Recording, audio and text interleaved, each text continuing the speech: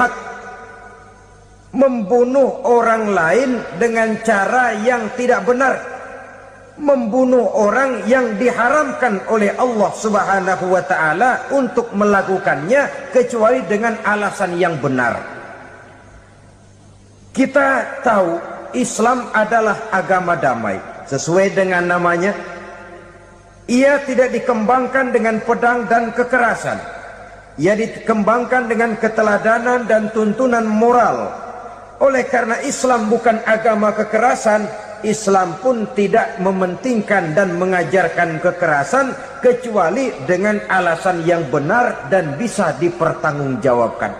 Membunuh dengan sengaja, menghilangkan nyawa orang lain tanpa alasan yang bisa dibenarkan adalah merupakan dosa besar dan satu di antara 7 perkara yang bisa mendatangkan kerusakan dalam kehidupan dan yang hendaknya harus kita jauhi. Saudara-saudara kaum muslimin rahimakumullah, beberapa waktu yang lalu di sebuah kota kecil yang indah bernama New Auckland. Saudara tahu New Auckland? Tuh dari Gunung Kidul masih ngidul lagi. Pernah diadakan satu seminar yang membicarakan bagaimana menyelamatkan masyarakat manusia dari bahaya Perang Dunia Ketiga. Diperkirakan kalau terjadi Perang Dunia Ketiga, manusia tidak akan tersisa. Sebab apa? Pada waktu itu cadangan nuklir yang dimiliki oleh bersama Amerika dan Rusia konon sudah sanggup memusnahkan 6 miliar manusia pada saat jumlah manusia baru 5 miliar. Jadi kelebihan nuklir dunia ini. Kalau terjadi Perang Dunia Ketiga, sulit manusia untuk tersisa. Maka dibahaslah di dalam seminar itu, wah, supaya tidak terjadi Perang Dunia Ketiga, maka perlombaan membuat senjata-senjata canggih, alat-alat pembunuh modern harus segera dibatasi. Dibahas, tidak mungkin kita membatasi perlombaan membuat senjata. Kenapa? Makin maju ilmu dan teknologi, makin canggih senjata yang ditemukan. Atom sudah meningkat menjadi nuklir, nuklir sudah meningkat menjadi neutron, dan kita tahu bom yang bernama neutron ini bom yang cukup membunuh tanpa perlu merusak. Artinya kalau dia diledakkan di kota kita ini, bangunan utuh, jembatan tidak ambruk, rumah-rumah tetap berdiri, tapi semua yang bernama hidup mati. Itu katanya lebih sopan dari bom atom. Sebab kalau si atom ini sudah membunuh, merusak pula. Neutron cukup membunuh saja tanpa perlu merusak. Jadi majunya senjata-senjata teknologi sebagai akibat yang logis dari kemajuan ilmu pengetahuan ini tidak bisa kita batasi. Dan memang sebenarnya yang bahaya bukan senjatanya, tapi manusia yang mengendalikan senjata itu. Mereka kembali kepada prinsip the man behind the gun. Bukan senjatanya yang bahaya, tapi manusia yang mengendalikan senjata itu yang bahaya. Walaupun senjatanya modern, katakanlah model M16 umpamanya, kalau yang mengendalikannya orang beriman, insya Allah aman. Tapi biar megang cuma senapan angin, kalau yang megang orang brutal, ngeri kita deket-deket. Apalagi kalau memang bukan ahlinya menggunakan senjata, bisa ngeker kaki kena jidat.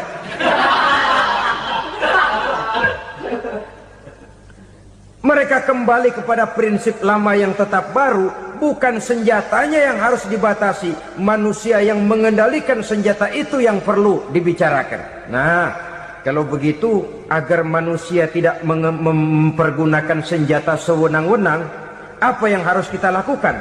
Ya, manusianya harus bermoral. Ya, tapi moral yang mana? Di dunia ini banyak ajaran tentang moral. Itu pun mudah saja. di sini kan kita undang saja ahli dari berbagai agama untuk membicarakan konsep perdamaian menurut agamanya masing-masing. Baik, setuju itu, setuju. Maka tampillah para ahli agama, mereka kembali kepada prinsip moral daripada konsep yang terkandung di dalam ajaran agama untuk menegakkan perdamaian. Mula-mula naiklah ahli dari agama Hindu, dibacakan konsep perdamaian menurut ajaran agama Hindu, bahwa untuk damai manusia harus meninggalkan nafsu keduniaannya, menempuh samsara dan sebagainya untuk mencapai nirwana, menjauhi kemegahan dan kemewahan dunia. Ini lalu dibahas, rasanya juga tidak mungkin ini. Kemudian dari agama Nasrani, bahwa untuk damai manusia harus menciptakan sifat kasih sayang. Kalau ditampar pipi kiri, berikan pipi yang kanan. Kalau diberikan selendang, berikan baju. Nanti orang kasihan, lalu dia tidak akan nampar lagi. Ketika ini dibahas, ternyata rasanya pun tidak mungkin bisa diterima. Karena apa? Di zaman sekarang orang ditampar pipi kiri, dikasih pipi kanan. Bukan kasihan, gemes. Damai belum tentu, bonyok udah jelas.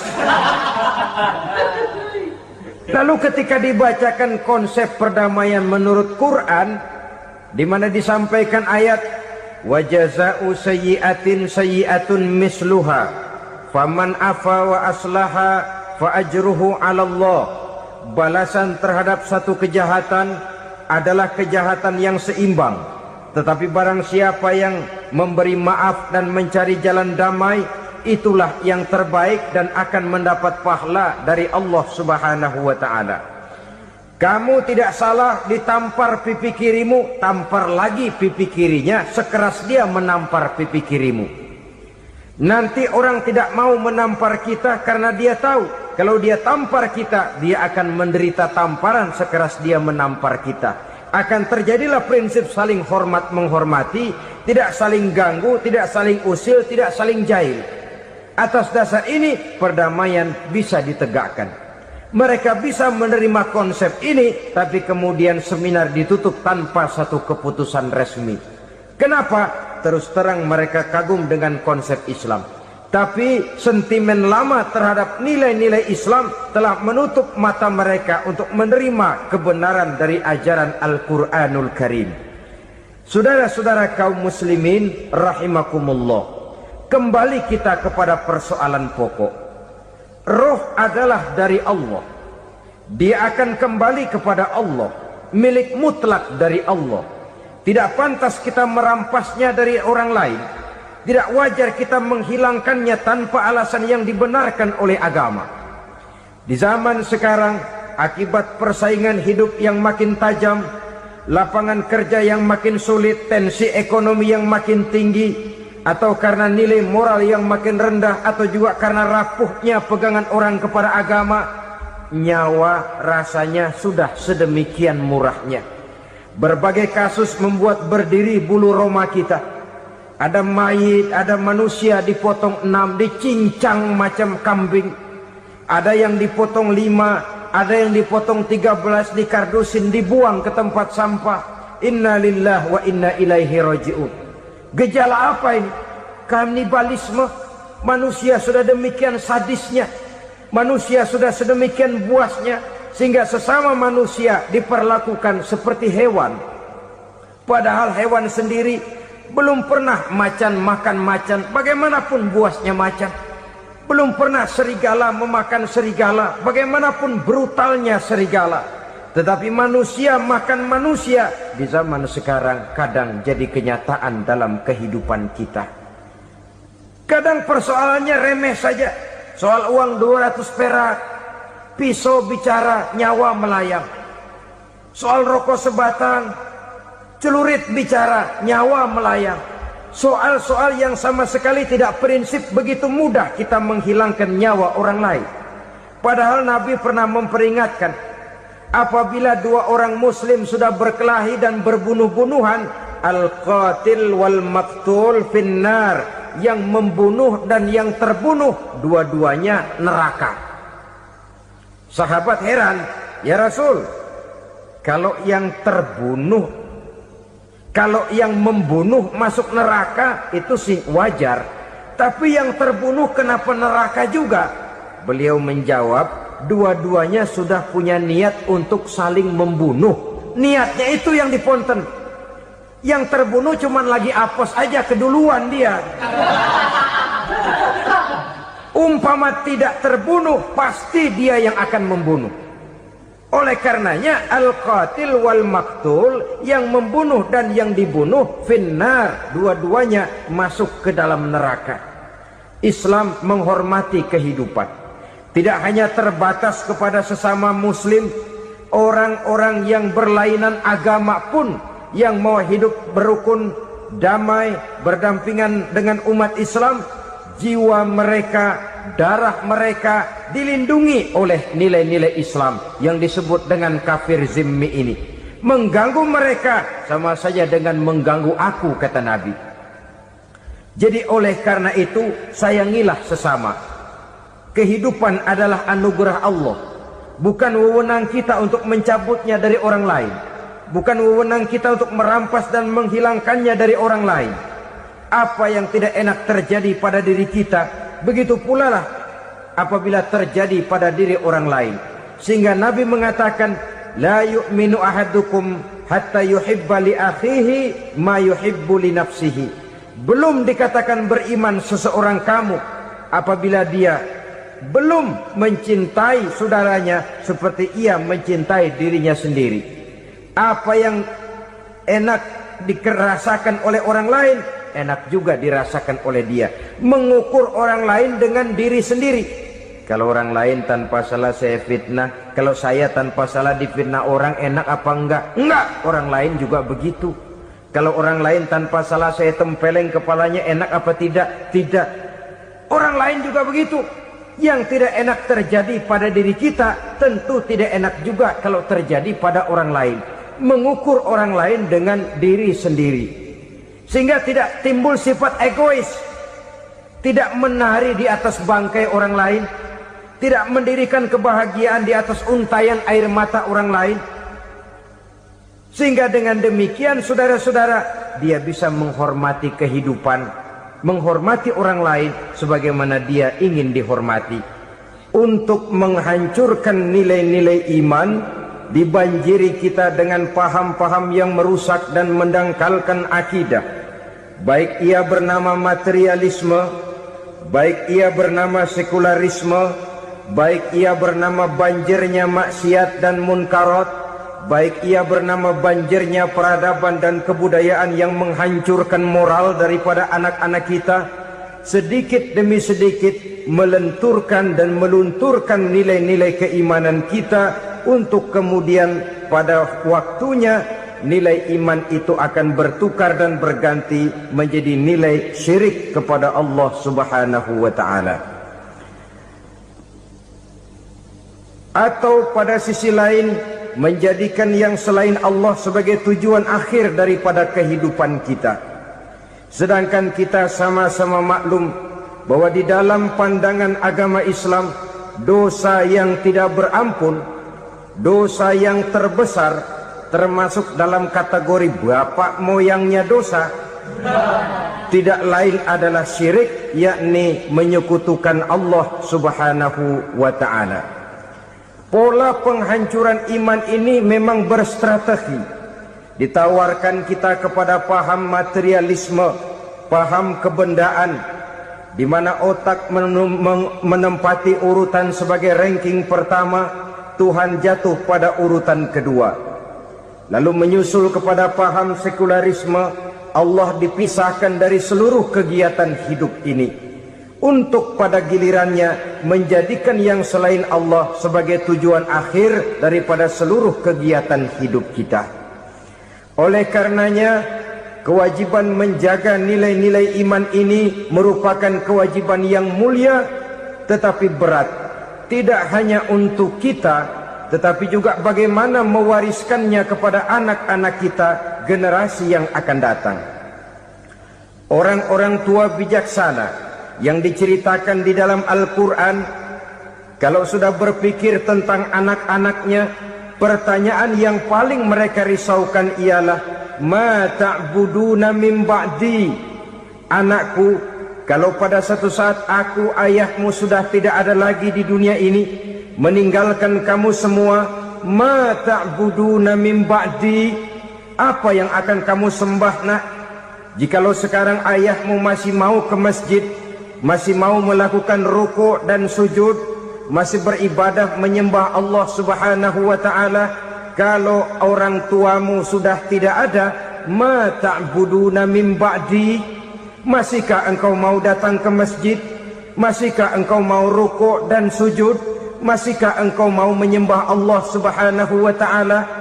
Pertanyaan ini yang dipikirkan oleh Nabi Yakub kepada putra-putranya. Pertanyaan ini yang diteruskan oleh Nabi Ibrahim kepada anak-anaknya. Pertanyaan ini yang diwariskan oleh generasi ulama salafus saleh kepada para generasi berikutnya. Bagaimana kita generasi sekarang? Kita orang-orang tua sekarang bukan berfikir ma ta'buduna min ba'di, malah yang kita pikirkan ma ta'kuluna min ba'di. Kalau bapak tidak ada nanti kamu makan apa nak? Perkara kamu nyembah apa, urusan nomor 18. Yang penting kamu nanti hidup bisa makan nak. Maka kita sibuk mewariskan harta kepada anak-anak kita. Kita sibuk mewariskan kebun dan tanah kepada anak-anak kita. Kita sibuk mewariskan pabrik kepada anak-anak kita, sementara kita lupa mewariskan intan yang paling mahal, mewariskan mutiara yang paling berharga, yaitu nilai iman kepada Allah Subhanahu wa ta'ala. Alangkah baiknya apabila warisan harta, warisan tanah dan kebun, warisan rumah dan pabrik didasari lebih dahulu dengan mewariskan nilai iman kepada Allah Subhanahu wa ta'ala. Sebagai orang-orang tua, kita boleh bersedih kalau anak kita tidak mengerti komputer. Kita boleh bersedih kalau anak kita tidak mengerti matematika. Kita boleh bersedih kalau anak kita tidak mengerti bahasa Inggris. Tapi sewajarnya lebih bersedihlah kita orang tua jikalau mempunyai anak yang tidak kenal Allah sebagai Tuhannya, yang kemudian tidak mau rukuk dan sujud kepada Allah Tuhannya. Itulah kemalangan yang paling malang bila kita meninggalkan generasi yang tidak bertauhid kepada Allah Subhanahu wa ta'ala. Betapapun anak kita tidak ngerti komputer, saudara, paling-paling kerugiannya cuma kerugian dunia. Masuk dia ke alam barzakh, munkar nakir tidak akan sempat tanya kau belajar komputer apa tidak. Kumpul dia di padang mahsyar, malaikat juga tidak akan tanya matematikamu nilainya berapa. Yang ditanya, kau kenal Allah, kau rukuk dan sujud kepadanya, kau pernah datang ke masjid. Oleh karena itu sekali lagi, menjaga nilai iman tidak hanya untuk kita, tetapi juga mewariskannya kepada anak-anak kita, generasi yang akan datang. Sungguh kemalangan yang paling besar apabila kita meninggalkan anak-anak kita. Mereka kita tinggalkan lemah ekonominya, itu tidak baik. Mereka kita tinggalkan lemah otaknya, itu pun akan membuat mereka tertinggal oleh yang lain. Tapi yang paling celaka, jikalau kita tinggalkan mereka dalam kondisi lemah imannya, rapuh akidahnya, tidak baik dan tidak betul keyakinan hidupnya. Oleh karena itu Nabi berpesan, jauhilah 7 perkara yang merusak. Yang pertama, syirik kepada Allah Subhanahu wa ta'ala. Menyekutukan Allah baik dalam ucapan, dalam keyakinan, ataupun dalam perbuatan. Ini perkara pertama yang termasuk 7 perusak besar di dalam kehidupan. Kalau sudah jatuh kita ke lembah syirik, bagaimanapun banyak kebaikan yang kita kerjakan, berjiwa sosial, bertangan pemurah, gemar menolong orang lain, kalau memang dasarnya syirik, maka seluruh kebaikan kita akan hancur, tidak akan ada nilainya dalam pandangan Allah Subhanahu wa ta'ala. Dalam pandangan manusia, mungkin kita dicatat sebagai orang sosial, gemar menolong orang lain, tidak berpangku tangan melihat orang yang mendapat kesulitan, tapi oleh karena dasarnya syirik, dasarnya tidak mentauhidkan Allah, maka seluruh nilai kebaikan yang kita kerjakan tidak akan ada nilainya dalam pandangan Allah Subhanahu wa ta'ala. Maka jagalah iman kita jangan sampai dihinggapi penyakit syirik yang bagaimana kecilnya sekalipun. Sekali lagi, baik syirik dalam bentuk ucapan, syirik dalam bentuk keyakinan, sampai kepada syirik dalam bentuk perbuatan, kita berhindar kepada sifat-sifat yang sedemikian itu. Karena apa? Dalam satu ayat Quran Allah Subhanahu wa ta'ala menjelaskan, innallaha la yaghfiru ayyushraka bih wa yaghfiru ma duna dzalika liman yasha. Allah tidak akan memberi ampun kepada orang-orang yang menyekutukannya, tapi Allah masih mau memberikan ampun kepada dosa-dosa yang selain itu bagi orang-orang yang dikehendakinya. Dosa selain syirik, apabila kita bertaubat, Allah masih mau mengampuni. Tapi kalau sudah jatuh ke tempat syirik, itu sudah dosa yang tidak berampun. Taubatnya tidak lain melepas syirik, kembali kepada tauhid, berkeyakinan bahwa hanya ada Allah Subhanahu wa ta'ala, Tuhan satu-satunya yang lam yalid walam yulad walam yakul lahu kufuwan ahad. Tidak beranak, tidak pula diperanakkan, dan tidak satupun yang dapat menyerupai Tuhan Allah Subhanahu wa ta'ala. Saudara-saudara kaum muslimin rahimakumullah, bahwa kita di zaman sekarang memang tidak menyembah berhala, ya. Bahwa kita tidak berterang-terangan mengatakan Tuhan lebih dari satu, memang. Bahwa kita tidak berkeyakinan Tuhan itu punya anak atau diperanakkan, tentu. Tapi dalam perbuatan dan i'tiqad, kita kadang-kadang jatuh tanpa kita sadari ke tempat yang bernama syirik ini. Oleh karenanya, di zaman di mana teknologi makin canggih, di mana kemajuan pembangunan makin menjangkau berbagai aspek kehidupan, diperlukan keseimbangan antara kemajuan fisik material dengan kemajuan mental spiritual. Apabila tidak ada keseimbangan, yang terwujud tentulah kepincangan, yang diawali dengan pincangnya cara kita berpikir, sehingga pada akhirnya akan mengarah kepada pincangnya cara kita berbuat dan bertindak di dalam kehidupan kita. Oleh karena itu Nabi berpesan, jauhilah sifat syirik, karena syirik merupakan dosa yang teramat besar. Ini sifat merusak yang pertama. Yang kedua, kata Nabi, wasihra, jauhilah sihir. Sihir ini juga termasuk perkara yang merusak kehidupan. Kita semua sama-sama maklum bahwa sihir sebenarnya bukan persoalan baru.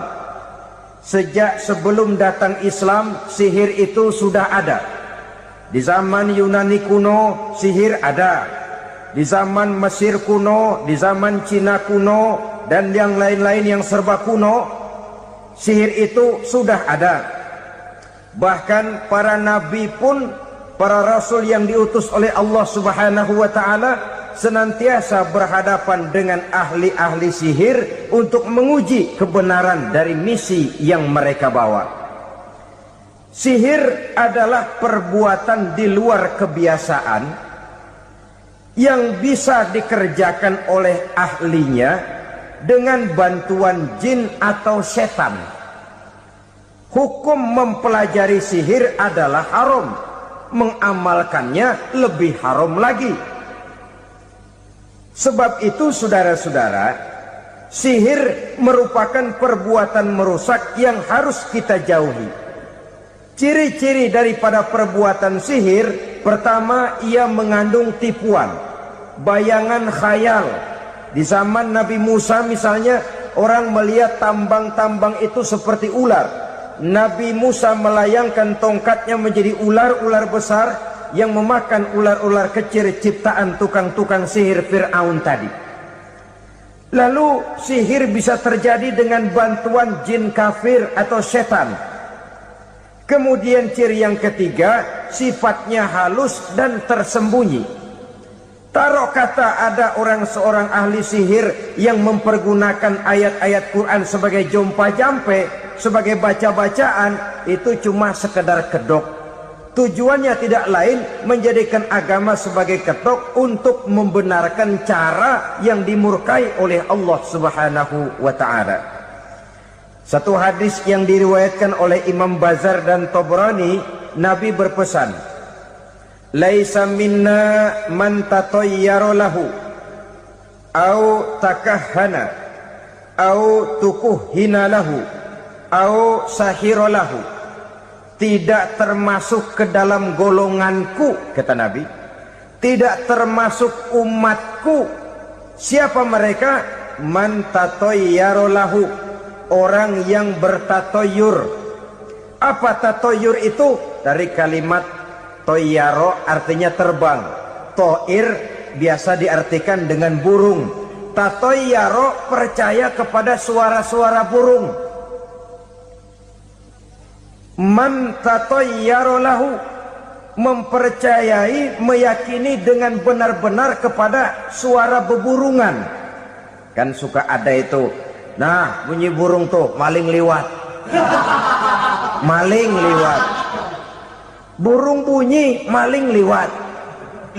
Itu termasuk tatoyaro lahu, percaya kepada suara burung. Kan aneh kalau suara orang nggak dipercaya, suara burung malah dipercaya.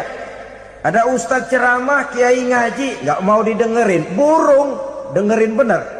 Nah, suaranya dari sebelah mana? Belah kulon. Nah, itu tandanya ano. Habis dihitung-hitung. Itu termasuk tatoyaro lahu.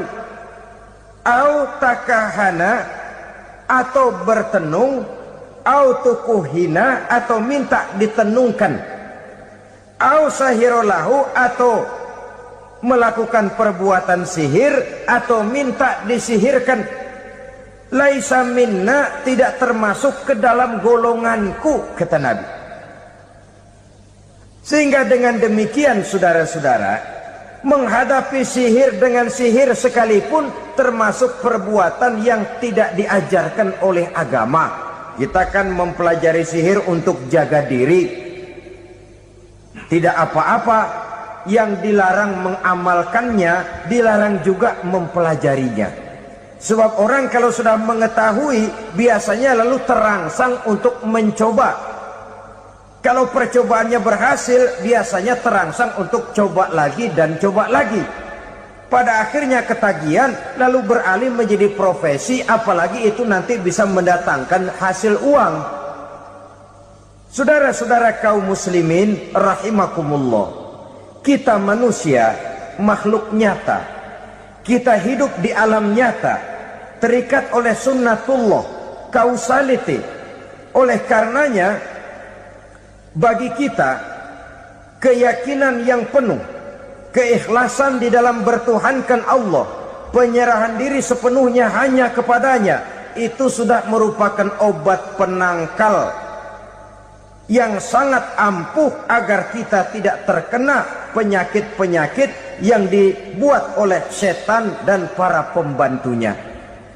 Sehingga beberapa ayat Quran mengajarkan, misalnya a'udzu bikalimatillahi tammati min syarri ma khalaq, atau bismillazi la yadurru ma'asmihi syai'un fil ardi wala fis sama, dengan menyebut nama Allah yang tidak bisa mendatangkan bahaya sedikit pun, dari baik yang datang dari langit maupun yang datang dari bumi. Jiwa yang kosong dari keyakinan yang penuh kepada Allah, jiwa yang penuh was-was dan ragu-ragu, itu yang mudah terserang oleh penyakit-penyakit yang dikerjakan oleh para tukang-tukang sihir, yaitu oleh setan dan seluruh para pembantunya. Kemudian hadis kedua yang diriwayatkan oleh Imam Ibnu Hibban, Nabi bersabda, la yadkhulul jannata mudminu khamrin wala mu'minu bisihrin wala qati'u rahmin. Tidak masuk surga. Ini Nabi yang bilang, tidak masuk surga Siapa itu? Pertama, mudminu khamrin, orang yang berkekalan dalam mabuk. Selalu mudminun itu sudah menjadi perbuatan rutinnya, tidak kapok-kapoknya, teler seumur hidup. Mudminu khamrin, tidak masuk surga orang yang selalu bermabuk-mabukan.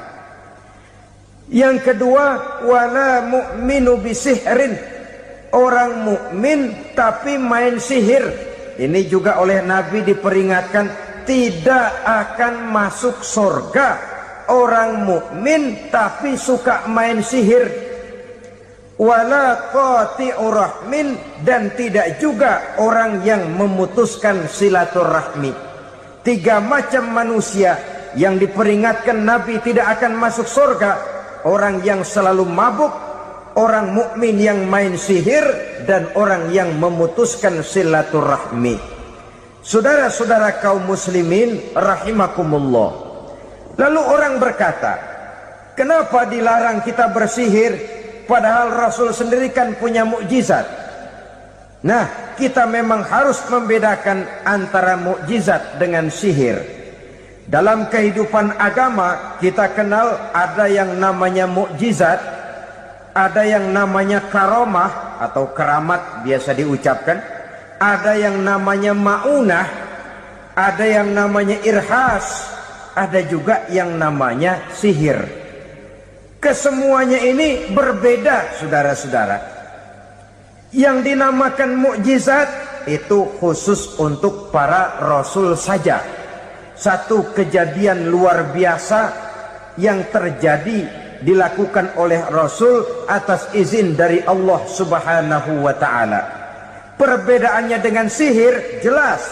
Sihir dari setan, mukjizat dari Allah. Sihir bisa dipelajari, mukjizat tidak. Sihir umumnya untuk maksud-maksud yang tidak baik, sedangkan mukjizat untuk memperkuat kebenaran yang disampaikan oleh para rasul dan ditentang oleh umatnya. Bahkan kafir Quraisy dahulu menganggap orang-orang ahli sihir itu berada dalam satu posisi yang hina, sehingga mereka mengatakan Nabi dan menuduh Nabi Muhammad sebagai tukang sihir. Tuduhan sebagai tukang sihir adalah tuduhan yang sangat aib dan hina. Di tengah masyarakat kufar jahiliyah, kedudukan tukang sihir dipandang sebagai kedudukan yang hina, sehingga mereka mengejek Nabi dengan sebutan tukang sihir. Jadi mukjizat hanya untuk Rasul saja. Kemudian karomah.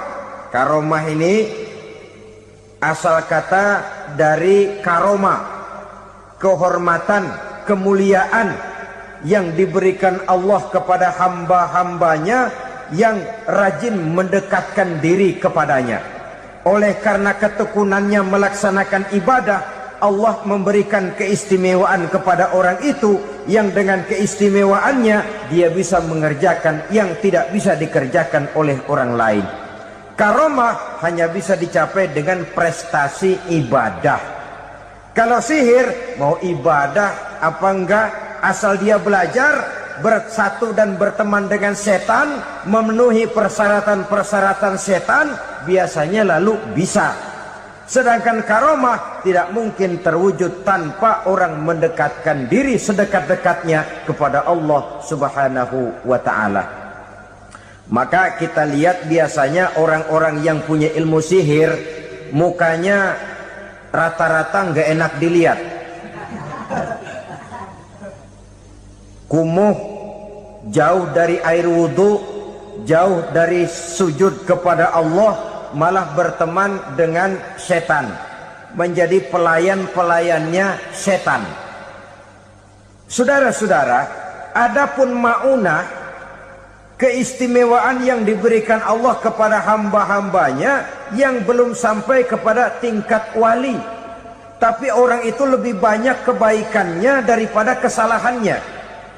Umpamanya, saudara jalan bertiga di pinggir jalan, saudara ada pada posisi di tengah, lalu bertiga ini ketabrak mobil, menurut perhitungan saudara mati lebih dahulu. Tapi terjadi hal yang aneh, dua teman saudara mati, saudara malah cuma luka dan lecet sedikit saja. Apa itu? Kalau kita lebih banyak kebaikannya daripada kesalahannya, itu yang dinamakan ma'unah, pertolongan yang diberikan Allah kepada hamba-hambanya yang lebih banyak kebaikannya daripada kesalahannya. Sedangkan yang dinamakan irhas, kejadian luar biasa pada diri seseorang pada waktu dia masih kecil, yang menunjukkan tanda-tanda keistimewaannya. Itu umumnya pada para nabi pada usia kecilnya sudah ada irhas, tanda-tanda istimewa. Jelas baik mukjizat, karomah, maunah maupun irhas berbeda dengan sihir. Sihir ini jelas saja merupakan bantuan dan persekutuan antara manusia dengan setan. Padahal setan, kata Allah dalam Al-Quran, innahu lakum aduwwum mubin, sesungguhnya setan bagi kamu adalah musuh yang sangat jelas. Saudara-saudara kaum muslimin rahimakumullah, di zaman sekarang dalam menghadapi beban kehidupan yang makin pelik, menghadapi stres yang tidak kunjung selesai, menghadapi persoalan-persoalan yang teramat berat, orang sering mencari jalan keluar kepada hal-hal yang menurut pendapatnya bisa meringankan beban moralnya itu. Pergilah dia mencari sesuatu yang dapat meringankan bebannya. Dan tidak jarang yang jatuh ke pangkuan tukang-tukang tenung, ke pangkuan tukang-tukang sihir, yang mereka itu oleh Quran dijelaskan kadzabal munajjimun walau sodaku. Tukang-tukang tenung, tukang-tukang sihir, mereka itu bohong walaupun benar. Maksudnya bohong walaupun benar, artinya kalau yang mereka kerjakan benar, itu sih kebenaran. Benar dengan kebenaran itu lain. Kebenaran, kebetulan bisa, tapi tidak untuk selalu. Apalagi kalau itu sudah membahayakan kehidupan orang lain. Jadi oleh karena itu Nabi berpesan, jauhilah daripada sihir. Kalau sudah jauhilah dari sihir, artinya ya jauhilah daripada mempelajarinya, jauhilah daripada bergaul dengan orang-orang yang ahli di bidang itu, karena dari pergaulan segalanya bisa menular. Baiklah saudara, ini yang kedua. Yang ketiga pesan Nabi, wa qatlan nafsil lati harramallahu illa bil haq, membunuh orang lain dengan cara yang tidak benar, membunuh orang yang diharamkan oleh Allah Subhanahu wa taala untuk melakukannya kecuali dengan alasan yang benar. Kita tahu Islam adalah agama damai, sesuai dengan namanya. Ia tidak dikembangkan dengan pedang dan kekerasan. Ia dikembangkan dengan keteladanan dan tuntunan moral. Oleh karena Islam bukan agama kekerasan, Islam pun tidak mementingkan dan mengajarkan kekerasan kecuali dengan alasan yang benar dan bisa dipertanggungjawabkan.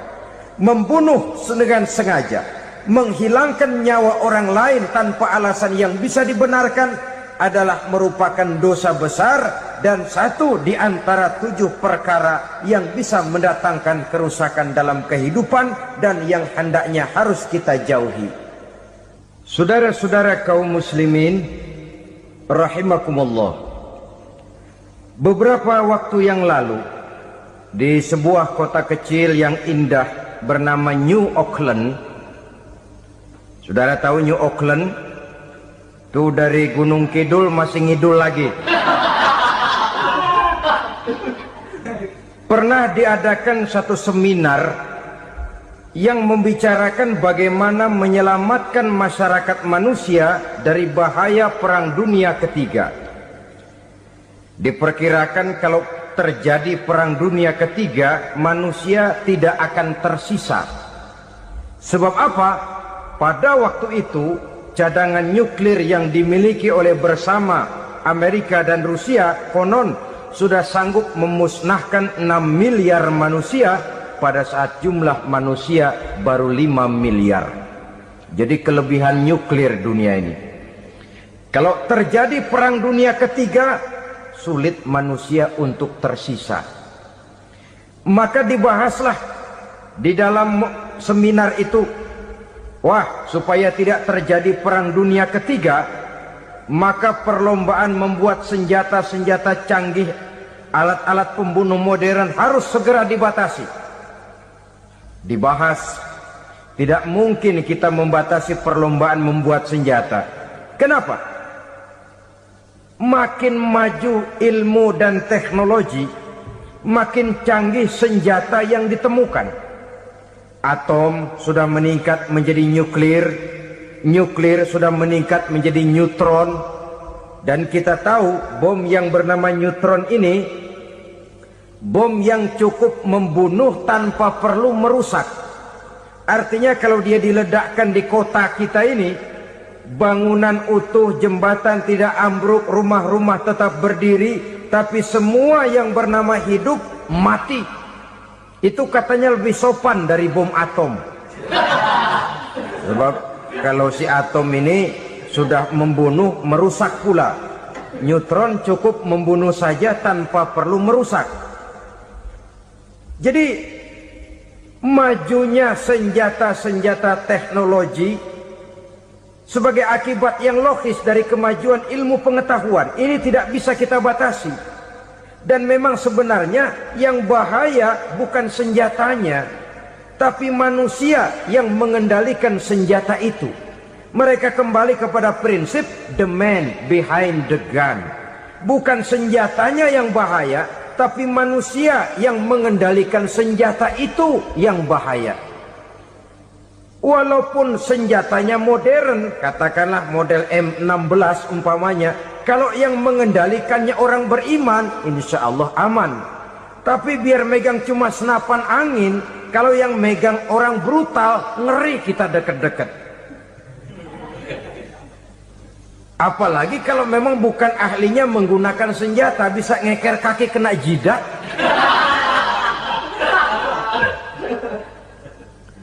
Mereka kembali kepada prinsip lama yang tetap baru. Bukan senjatanya yang harus dibatasi, manusia yang mengendalikan senjata itu yang perlu dibicarakan. Nah, kalau begitu, agar manusia tidak mempergunakan senjata sewenang-wenang, apa yang harus kita lakukan? Ya, manusianya harus bermoral. Ya, tapi moral yang mana? Di dunia ini banyak ajaran tentang moral. Itu pun mudah saja. Di sini kan kita undang saja ahli dari berbagai agama untuk membicarakan konsep perdamaian menurut agamanya masing-masing. Baik, setuju itu, setuju. Maka tampillah para ahli agama, mereka kembali kepada prinsip moral daripada konsep yang terkandung di dalam ajaran agama untuk menegakkan perdamaian. Mula-mula naiklah ahli dari agama Hindu, dibacakan konsep perdamaian menurut ajaran agama Hindu, bahwa untuk damai manusia harus meninggalkan nafsu keduniaannya, menempuh samsara dan sebagainya untuk mencapai nirwana, menjauhi kemegahan dan kemewahan dunia. Ini lalu dibahas, rasanya juga tidak mungkin ini. Kemudian dari agama Nasrani, bahwa untuk damai manusia harus menciptakan sifat kasih sayang. Kalau ditampar pipi kiri, berikan pipi yang kanan. Kalau diberikan selendang, berikan baju. Nanti orang kasihan, lalu dia tidak akan nampar lagi. Ketika ini dibahas, ternyata rasanya pun tidak mungkin bisa diterima. Karena apa? Di zaman sekarang orang ditampar pipi kiri, dikasih pipi kanan. Bukan kasihan, gemes. Damai belum tentu, bonyok udah jelas. Lalu ketika dibacakan konsep perdamaian menurut Quran, di mana disampaikan ayat wa jazaa'u sayyi'atin sayyi'atun misluha faman afa wa aslaha fa ajruhu 'ala Allah. Balasan terhadap satu kejahatan adalah kejahatan yang seimbang. Tetapi barang siapa yang memberi maaf dan mencari jalan damai, itulah yang terbaik dan akan mendapat pahala dari Allah Subhanahu wa ta'ala. Kamu tidak salah ditampar pipi kirimu, tampar lagi pipi kirinya sekeras dia menampar pipi kirimu. Nanti orang tidak mau menampar kita karena dia tahu kalau dia tampar kita, dia akan menderita tamparan sekeras dia menampar kita. Akan terjadilah prinsip saling hormat menghormati, tidak saling ganggu, tidak saling usil, tidak saling jahil. Atas dasar ini perdamaian bisa ditegakkan. Mereka bisa menerima konsep ini, tapi kemudian seminar ditutup tanpa satu keputusan resmi. Kenapa? Terus terang mereka kagum dengan konsep Islam, tapi sentimen lama terhadap nilai-nilai Islam telah menutup mata mereka untuk menerima kebenaran dari ajaran Al-Quranul Karim. Subhanallah, sangat luar biasa kajian yang sudah disampaikan oleh guru kita Al-Mafrullah Kiai Haji Zainuddin MZ. Sahabat beriman yang dimuliakan Allah, tetaplah di channel ini karena kajian ini belum selesai dan masih banyak lagi hal-hal menarik yang akan disampaikan oleh beliau. Tetaplah di channel ini dan mari kita lanjutkan kembali. Selamat mendengarkan. Saudara-saudara kaum muslimin rahimakumullah, kembali kita kepada persoalan pokok. Roh adalah dari Allah. Dia akan kembali kepada Allah, milik mutlak dari Allah. Tidak pantas kita merampasnya dari orang lain.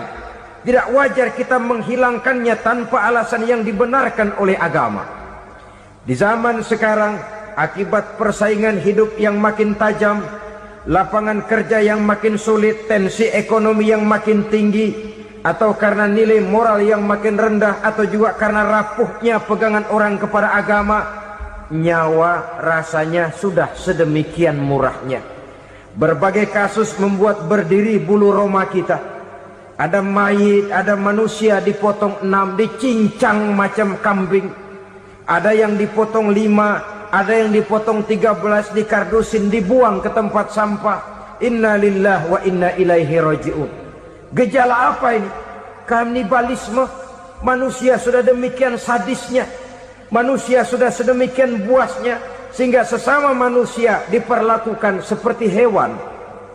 Padahal hewan sendiri belum pernah macan makan macan, bagaimanapun buasnya macan. Belum pernah serigala memakan serigala, bagaimanapun brutalnya serigala. Tetapi manusia makan manusia di zaman sekarang kadang jadi kenyataan dalam kehidupan kita. Kadang persoalannya remeh saja. Soal uang 200 perak, pisau bicara, nyawa melayang. Soal rokok sebatang, celurit bicara, nyawa melayang. Soal-soal yang sama sekali tidak prinsip, begitu mudah kita menghilangkan nyawa orang lain. Padahal Nabi pernah memperingatkan, apabila dua orang muslim sudah berkelahi dan berbunuh-bunuhan, al-qatil wal maktul finnar, yang membunuh dan yang terbunuh dua-duanya neraka.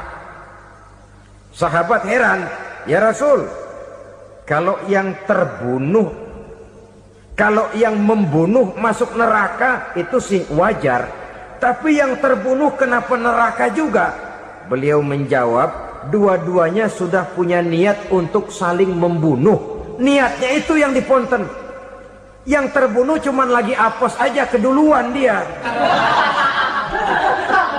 Umpama tidak terbunuh, pasti dia yang akan membunuh. Oleh karenanya al-qatil wal maktul, yang membunuh dan yang dibunuh finnar, dua-duanya masuk ke dalam neraka. Islam menghormati kehidupan, tidak hanya terbatas kepada sesama muslim. Orang-orang yang berlainan agama pun yang mau hidup berukun, damai, berdampingan dengan umat Islam, jiwa mereka, darah mereka dilindungi oleh nilai-nilai Islam yang disebut dengan kafir zimmi ini. Mengganggu mereka sama saja dengan mengganggu aku, kata Nabi. Jadi oleh karena itu, sayangilah sesama. Kehidupan adalah anugerah Allah, bukan wewenang kita untuk mencabutnya dari orang lain. bukan wewenang kita untuk merampas dan menghilangkannya dari orang lain. Apa yang tidak enak terjadi pada diri kita, begitu pula lah apabila terjadi pada diri orang lain. Sehingga Nabi mengatakan, la yu'minu ahadukum hatta yuhibba li akhihi ma yuhibbu li nafsihi. Belum dikatakan beriman seseorang kamu apabila dia belum mencintai saudaranya seperti ia mencintai dirinya sendiri.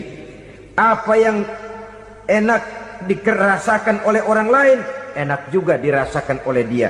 Mengukur orang lain dengan diri sendiri. Kalau orang lain tanpa salah saya fitnah, kalau saya tanpa salah difitnah orang, enak apa enggak? Enggak, orang lain juga begitu. Kalau orang lain tanpa salah saya tempeleng kepalanya, enak apa tidak? Tidak. Orang lain juga begitu.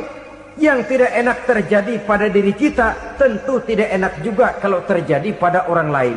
Mengukur orang lain dengan diri sendiri, sehingga tidak timbul sifat egois, tidak menari di atas bangkai orang lain, tidak mendirikan kebahagiaan di atas untayan air mata orang lain. Sehingga dengan demikian saudara-saudara, dia bisa menghormati kehidupan, menghormati orang lain sebagaimana dia ingin dihormati. Inilah perbuatan ketiga yang merusak, membunuh orang lain dengan yang diharamkan Allah tanpa alasan yang benar. Yang ketiga. Kemudian yang keempat, perbuatan merusak, wa aklar riba, makan riba. Hidup adalah tolong menolong. Bahasa kerennya take and give katanya. Saling memberi dan saling menerima. Nabi mengajarkan, man kuraba kurbatan min kurabid dunia karaballahu lahu kurbatan min kurabi yaumal qiyamah wallahu fi aunil abdi madamal abdu fi auni akhihi. Siapa yang meringankan beban dari beban-beban yang dirita seseorang di dalam kehidupan dunia, Allah akan meringankan bebannya daripada beban-beban yang harus dipikulnya di hari kiamat nanti. Wallahu fi aunil abdi madamal abdu fi auni akhihi. Allah senantiasa akan menolong seorang hamba selama hamba itu masih mau menolong saudaranya. Allah selalu akan menolong seorang hamba selama hamba itu masih mau menolong saudaranya. Apabila kita sudah berpangku tangan terhadap kesulitan orang lain, biasanya pun pada saat kita mendapat kesulitan, kita akan sulit juga memperoleh pertolongan. Nah, riba alias renten, kedoknya adalah menolong orang, tapi sama juga bulu buntutnya dilepas, palanya dicekek. Menolong orang pada akhirnya menjadi beban bagi seseorang. Dan memang mencari orang-orang yang berada dalam posisi kesulitan. Biasanya di daerah-daerah di mana musim paceklik jadi lapangan kerja sulit, sedangkan urusan perut tidak bisa ditunda, akhirnya orang terjebak ke dalam rentenir, ke dalam riba, ke dalam renten. Bunga berbunga, sehingga satu saat jumlah bunganya bisa lebih besar dari jumlah pinjaman pokoknya. Kemudian kalau juga ternyata tidak bisa dibayar, rumah jadi taruhan. Memang rumah satu-satunya, begitu rumah ditarik mulain camping. Bukankah pada akhirnya akan mewariskan kesengsaraan? Oleh karena itu, kepada kita berusahalah jangan berhubungan dengan rentenir, jangan makan renten dan riba. Kepada mereka yang melaksanakan riba, walaupun mendatangkan keuntungan materi, tapi percayalah harta yang didapat dengan jalan riba tidak akan membawa keberkahan. Manakala tidak membawa keberkahan, dia tidak akan mendatangkan ketenangan di dalam kehidupan kita. Oleh karenanya, memakan harta riba termasuk perbuatan yang merusak sendi-sendi kehidupan sosial, merusak kehidupan orang lain, merusak kehidupan masyarakat, tetangga, pergaulan dan sebagainya. Yang kelima, wa akla malil yatim, memakan harta anak yatim dengan cara yang zolim. Nih, memang lezat. Anak yatim itu nggak tahu urusan apa-apa. Kita diamanahkan untuk mengurusinya. Kadang-kadang dibentuklah panitia penyantunan yatim piatu. Yatimnya mah tetap kelaparan, panitianya yang pada gendut.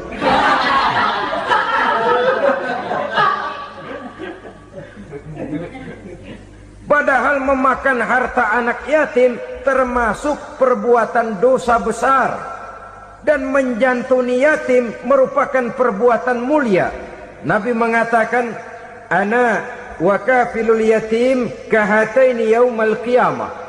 Aku dan orang-orang yang menyantuni anak yatim seperti dua jari ini pada hari kiamat nanti. Dekat sekali. Jikalau ingin di hari akhir nanti dekat dengan Rasul, bersahabatlah dengan anak-anak yatim. Jadilah pengurus anak-anak yatim. Bangunlah panti-panti asuhan yatim. Pada saat bapak ibunya meninggal, kitalah yang menjadi orang tuanya. Bahkan sedemikian besar perhatian Islam terhadap anak-anak yatim ini, sehingga Quran memberikan peringatan, ara'aital ladzi yukadzibu bid-din fadzalikal ladzi yad'ul yatim wa la yahuddu ala ta'amil miskin. Tahukah kamu siapa orang yang mendustakan agama, beragama tapi dianggap dusta, salatnya dusta, puasanya dusta karena agamanya sudah berdusta. Siapa mereka? Fadzalikal ladzi yad'ul yatim, orang yang menyia-nyiakan anak yatim, wala yahuddu ala ta'amil miskin, dan tidak pernah memberi makan kepada orang-orang yang menderita kemiskinan. Menyia-nyiakan, meninggalkan anak yatim termasuk perbuatan yang divonis kita sebagai orang yang mendustakan agama. Saudara-saudara kaum muslimin rahimakumullah, maka sangat dicela mengeksploitir anak-anak yatim, menjadikan mereka sebagai kedok untuk mencari kekayaan pribadi. Tetapi jikalau ikhlas, ganjarannya sangat besar, nilai pahalanya sangat besar. Menyantuni yatim tidak hanya setahun sekali. Kalau Muharram pakai istilah lebaran yatim, dibentuklah panitia, diberilah beras, uang 45.000 rupiah, alhamdulillah. Tapi jangan lupa, si yatim tidak hidup cuma satu hari. Dia tidak hidup cuma di bulan Muharram saja. Dia hidup 12 bulan dalam setahun. Sebagaimana anak-anak yang lain, dia juga berhak punya masa depan. Dia juga berhak menikmati bangku sekolah. Dia berhak mengenyam arti dan makna pendidikan. Dia berhak membekali diri dengan ilmu dan pengetahuan, seperti halnya anak-anak yang lain. Maka kita yang diberikan keluasan oleh Allah, ingatlah itu. Bersahabatlah dengan anak-anak yatim, santuni mereka. Perkara setahun sekali di bulan Muharram, alhamdulillah, itu bagus, bin Thayyib alias baik. Tapi tentu dan tentu sekali lagi, si yatim tidak hanya hidup di bulan Muharram. Dia hidup 12 bulan dalam setahun, 24 jam di dalam sehari. Oleh karenanya, menyia-nyiakan mereka pada saat posisi kita memang mampu akan memojokkan kita dalam satu posisi di mana kita dianggap sebagai orang yang mendustakan agama, memakan harta anak yatim dengan cara yang zolim. Bapaknya udah meninggal, kebunnya lebar, anaknya dikelecehin. Nah, dah kamu nggak usah pusing, nanti saya yang ngurus. Akhirnya bukan ngurus, nguras. Si yatim mungkin tidak tahu bahwa dia disia-siakan, haknya diambil, miliknya dizolimi. Tapi Allah yang akan membalasnya dengan seadil-adilnya. Maka makan harta anak yatim biasanya balasannya tokcer bin paten. Nggak banyak selang tempo itu, nggak percaya cobain dah. Nyobain aja kan nggak bayar, umpama memakan harta anak yatim dengan cara yang zolim, ganjarannya biasanya kontan. Kenapa? ratapan si miskin, untayan air matanya, jeritan kepedihan hatinya, membuka pintu langit, permohonannya diijabah, getaran hatinya didengarkan oleh Allah, maka balasannya biasanya kontan, spontan, tidak menunggu waktu terlalu lama. Itu di dunia, belum lagi di akhirat nanti. Bukankah dalam riwayat Mi'raj diceritakan Nabi melihat di neraka itu orang perutnya sebesar rumah. La haula wala quwata. Itu perut kayak rumah, bagaimana jalannya tuh orang. Dan memang gak jalan, diseret-seret oleh malaikat di neraka itu. Hancur perutnya, amburadul itu perut. Berantakan isinya, dibulatkan lagi, diseret lagi, hancur lagi, dibulatkan lagi. Sampai Nabi tanya, orang itu begitu berat siksanya kenapa ya Jibril? Itu Muhammad, waktu di dunia dulu rakus banget makan harta anak yatim. Begitu vonisnya, begitu menyedihkan nasibnya di akhirat. Tapi di dunia pun ketidakberkahan itu sudah membayangi kehidupannya. Oleh karena itu, kepada saudara-saudara yang mendapat titipan anak yatim, berbahagialah, karena semulia-mulia rumah adalah rumah yang di dalamnya ada anak yatim yang disantuni. Sehina-hina rumah adalah rumah di mana di dalamnya ada anak yatim yang disia-siakan. Begitu kata Nabi kita. Rumah yang paling mulia dalam pandangan Allah, rumah yang di dalamnya ada anak yatim yang disantuni. Rumah yang paling hina dalam pandangan Allah, rumah yang di dalamnya ada anak yatim yang nasibnya disia-siakan. Berbahagialah saudara apabila menjadi penyantun anak-anak yatim, pelindung mereka, sehingga mereka mempunyai masa depan sebagaimana anak-anak lainnya. Rasulullah sendiri sedemikian peka terhadap keadaan anak-anak yatim karena beliau sendiri memang mengalami. Umur 6 bulan dalam kandungan ibu, beliau sudah ditinggalkan oleh ayahnya. Pada saat berusia 6 tahun, ibu sudah meninggal.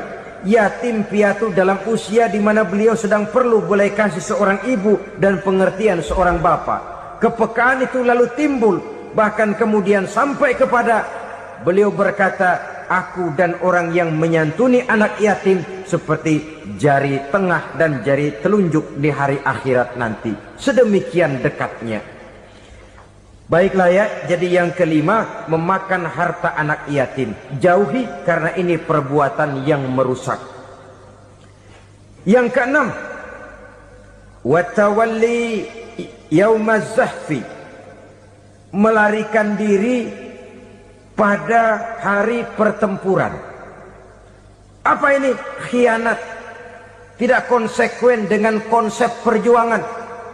Pada mulanya keras benar teriak, berantas korupsi, ganyang korupsi. Cuma karena belum dapat giliran.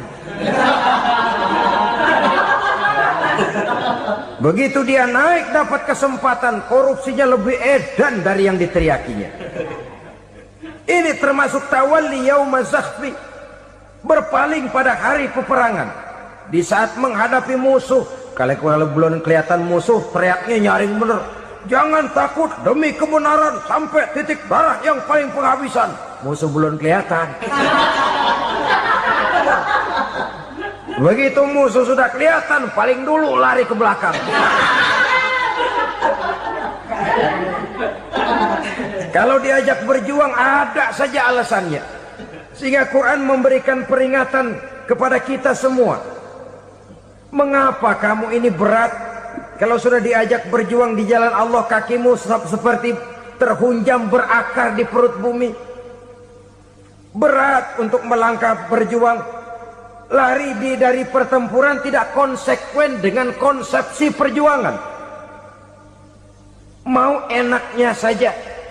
Dalam kondisi yang sulit lalu berpangku tangan. Ini termasuk ciri munafik yang di dalam Al-Quran disindir dengan bahasa kullama adha'a lahum masyaufi wa iza azlama alaihim qamu.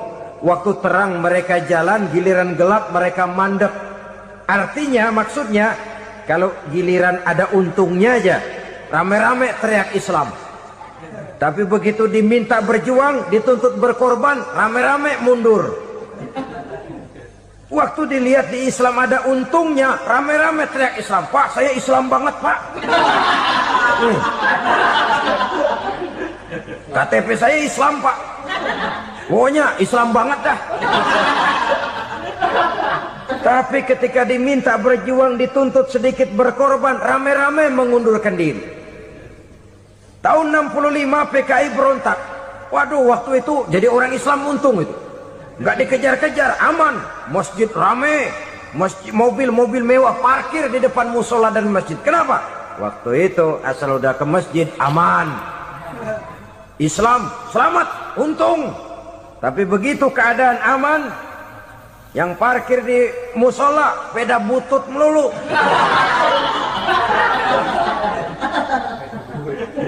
Waktu terang mereka jalan, waktu gelap mereka berhenti. Dikala di Islam ada untungnya, baru wah Islam bagus, Islam hebat. Tapi waktu dilihat ada kerugian, jangan bawa-bawa Islam dah. Jangan bicara soal Islam, ini kan bukan soal agama, bukan soal agama. La haula wala quwata illa billah. Beragama kita ambil talfik fid din, mengambil yang enteng-enteng saja dalam urusan beragama ini. Tidak konsekuen kita dengan Islam kita. Seolah kita mau memilih mana yang terasa cocok sama selera kita, kita teriak Islam. Beratan aja dikit, rame-rame berpaling. Itu termasuk tawalli yaumaz zahfi, para pengkhianat mental-mental hipokrit. Alhamdulillahirrabbilalamin. Demikian kajian penuh ilmu, hikmah, dan manfaat yang sudah disampaikan oleh guru kita Al-Mafrullah Kiai Haji Zainuddin MZ. Sahabat beriman yang dimuliakan Allah, mari kita doakan guru kita, semoga beliau diampuni segala dosa-dosanya dan dilapangkan kuburnya. Dan buat sahabat semua yang sudah menyimak kajian ini sampai selesai, saya ucapkan terima kasih banyak. Doa dan harapan saya semoga sahabat semua selalu diberikan kesehatan, dimudahkan segala urusannya, dan dilancarkan rezekinya. Amin ya rabbal alamin. Demikian yang dapat saya bagikan, kurang lebihnya mohon maaf. Sampai bertemu lagi di kajian berikutnya. Wassalamualaikum warahmatullahi wabarakatuh. Setelah kita mendengarkan bersama kajian yang sangat luar biasa dari guru kita Al-Mafrullah Kiai Haji Zainuddin MZ, sekarang mari kita lanjutkan aktivitas kita masing-masing. Buat sahabat semua, selamat beraktivitas, semoga sukses selalu. Sampai bertemu lagi di kajian berikutnya. Wassalamualaikum warahmatullahi wabarakatuh. Bismillahirrahmanirrahim. Assalamualaikum warahmatullahi wabarakatuh.